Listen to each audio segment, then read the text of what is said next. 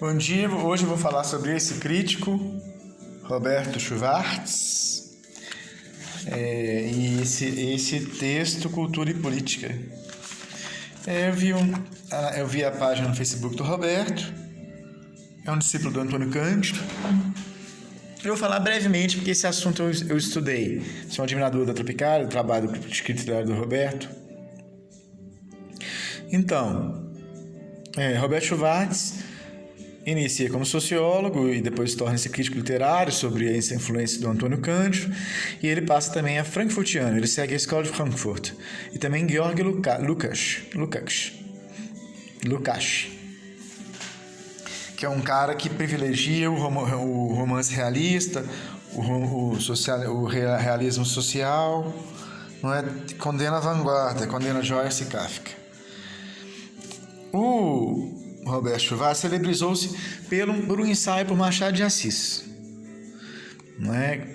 No começo dos anos 70, que é o Ideias Fora do Lugar. Ficou muito famoso.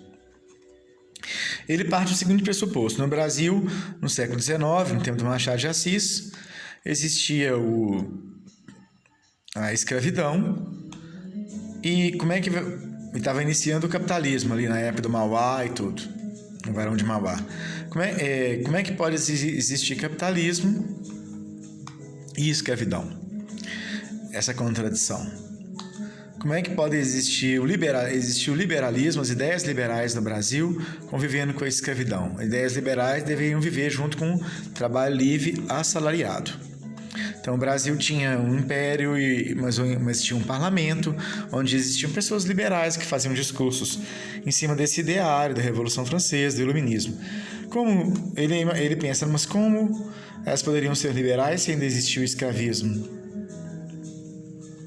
E em cima dessa contradição de que o liberalismo estaria sem lugar num sistema que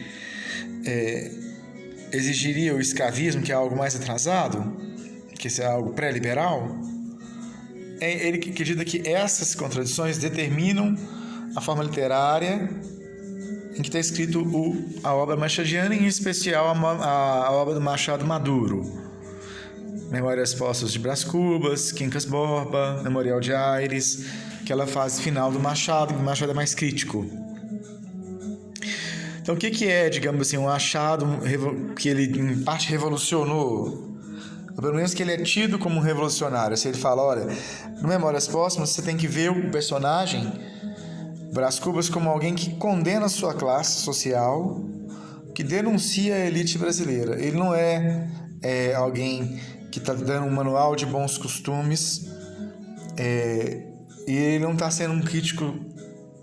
Você não deve ver ele como um crítico no qual você pode confiar.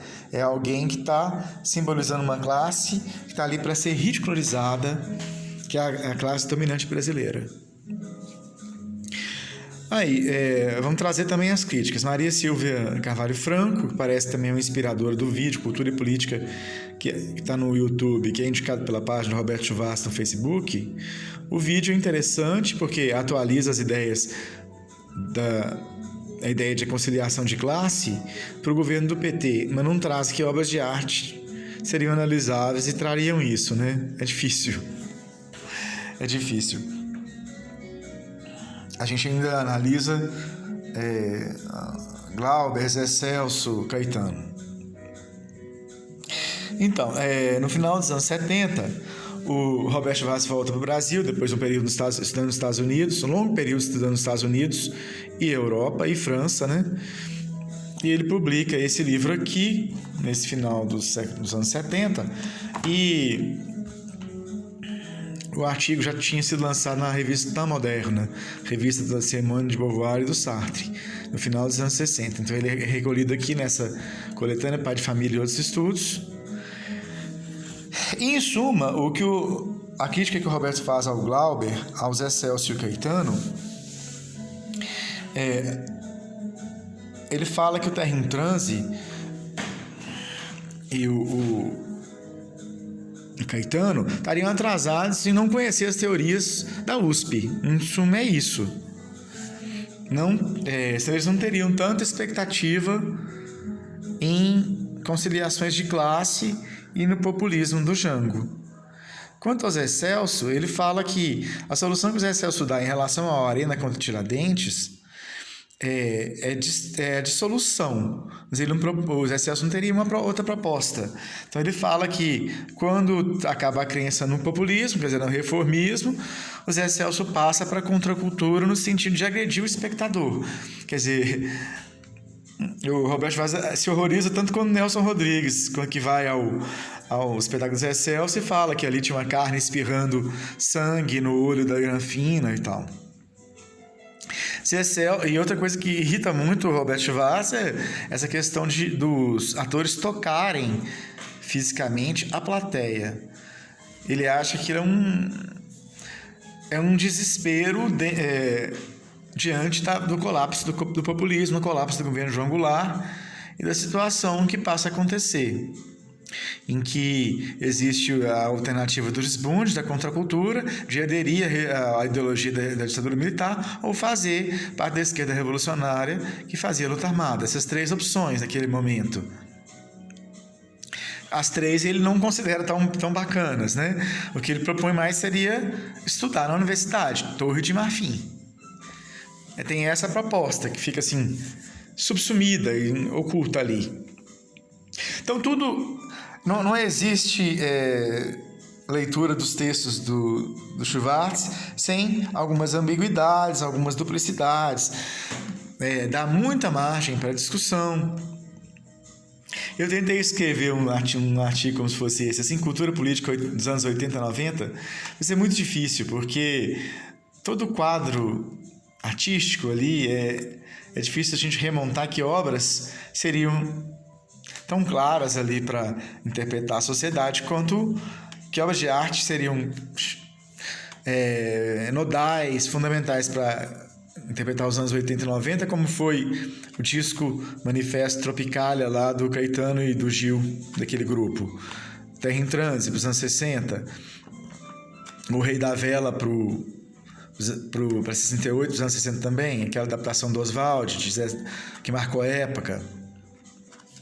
O Zé Celso responde que no Brasil, na Umbanda, você toca o corpo, então teria sentido a peça haver um encontro com o corpo, um toque do ator com o espectador. Isso não seria terror nem apelação. No carnaval você toca o corpo, na Umbanda, no ritual de Umbanda, de Candomblé, você toca o corpo, não é? Glauber já avançou no outro sentido. Como o Robert Schwartz considera que talvez o tropicalismo fosse uma variante cabocla e com pop, uma variante complexa e cabocla do pop, né? O Glauber fala, não, a gente nunca pretendeu, nem eu, nem Caetano, nem Gil, não pretendíamos copiar, não é colonização, não é versão da Nouvelle Vague, não é versão dos Beatles. Ele fala, não, os Caetano e Gil eram anti-Beatles, anti-Rolling Stones, não é? Andavam com colar de dente de jacaré para alegorizar, para simbolizar nosso subdesenvolvimento, que a gente queria superar. É essa a posição do Glauber. Aí ele num artigo, ele chama o Robert Schwartz de judeu colonialesco e fala que esse artigo teria burrice sobre a forma de leis. Ele é agressivo. O Glauber é agressivo com a crítica, é uma característica dele, né? E Caetano diz, houve mais recentemente um debate do Roberto Vaz e do Caetano na Folha, e o Roberto Vaz fez um artigo sobre o Verdade Tropical, mais recentemente, fez uma recepção em 97 para o Verdade Tropical,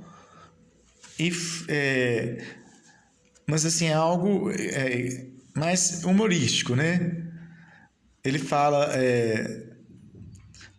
por exemplo, que o Caetano aceita a dissolução das contradições no comercialismo. E aquela música How Beautiful Could Have Been Be? Roberto Vaz fala que olha como é que Caetano trabalha. De como belo pode um ser, How Beautiful Could Have Been Be? E onde ele repete Could Have Been Be, Could Have Been Be.